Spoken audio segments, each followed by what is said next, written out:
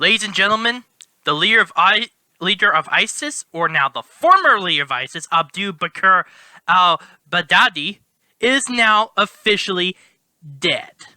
That's right, he is dead, and it feels awesome that we got the leader of ISIS, because now it's a major blow to ISIS. That much we can agree upon. It's just he's a major figurehead within the organization ever since its inception. Really, he has been around since 2013, since ISIS was officially created, and now he is dead. And this is definitely going to have a big morale drop among the ISIS insurgents in both Syria and Iraq. So let's get into the situation of what happened. According to some of the info by the U.S. government, Delta Force went in from a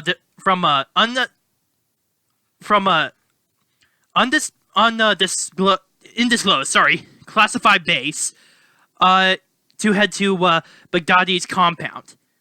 They were met with intense fire from insurgents within the area, but they managed to kill them and managed to land safely.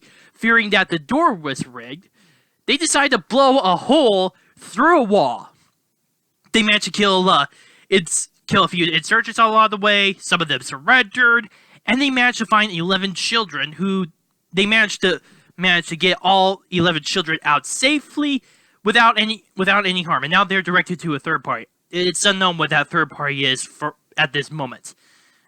But Baghdadi, along with his 3 children, tried to run in the cave.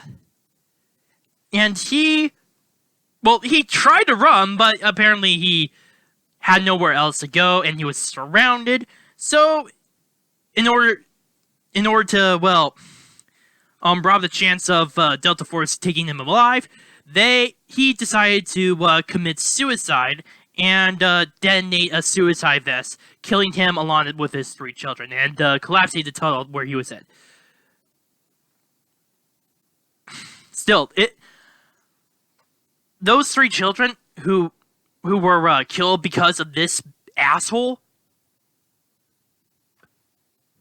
Wow, I'm sorry. It's just they're 3 kids, and this asshole decided to not only take his own life, but take the life of his 3 kids. This is how low that these people get. This is how low they get. They're willing to kill children, and even their own children, if need be. So yeah, but good news is, Baghdadi is now dead. Now there have been some fears that have been going around, such as what will happen after this. Well, a few things have been flowing around the area. ISIS is probably going to need to be reorganized, because right now they are scattered. Ever since the loss of their territory in both Syria and Iraq, they've just been suffering massively.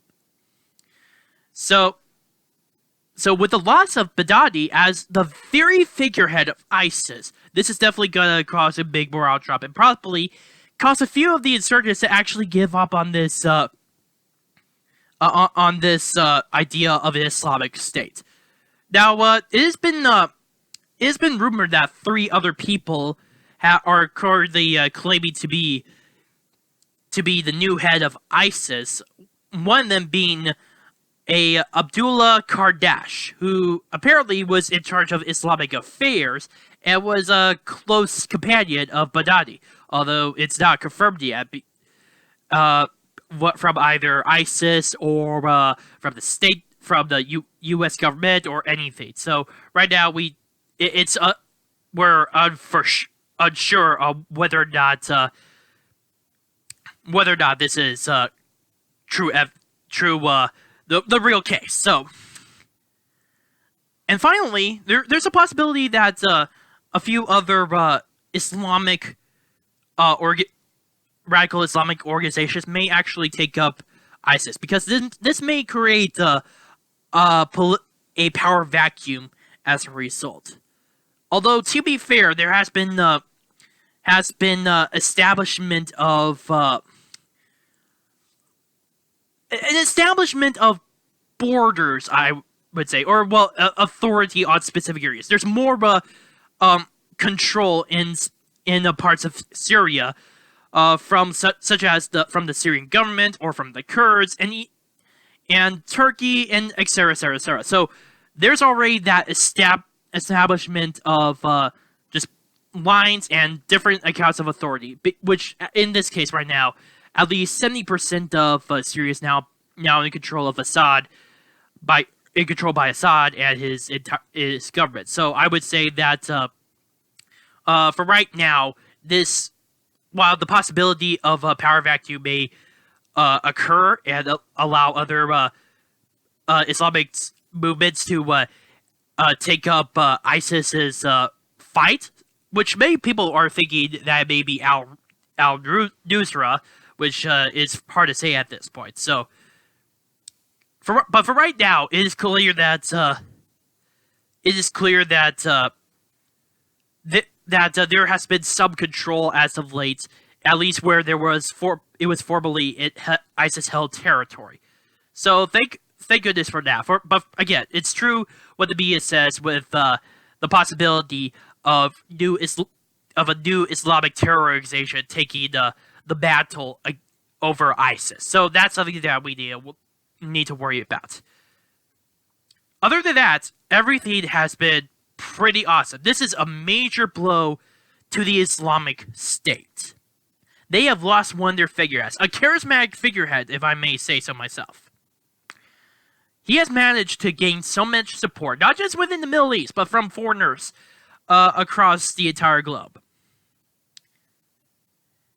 And that is the fact that he is dead is definitely going to be a huge morale boost for basically the United States military and anyone who is fighting against ISIS.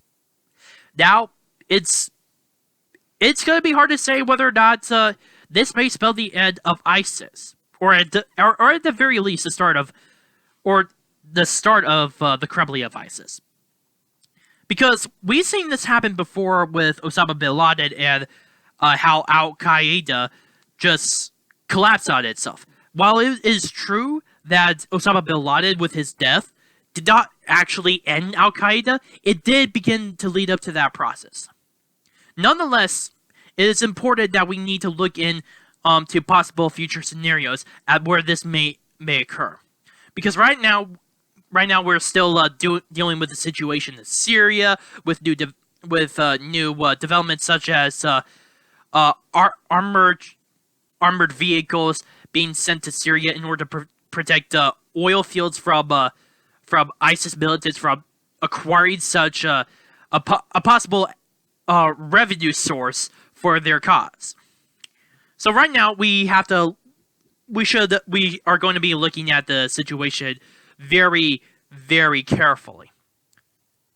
Despite that, Baghdadi is dead, and I believe that is something that we can all celebrate. My name is Naomi, and all the Arc Truth. Please post your comments down below, like this video, subscribe, and share with your friends. Also, if you have any issues regarding how I frame my videos or the way I speak or that sort of thing, please post them down in the comment section down below or directly message me. Thank you.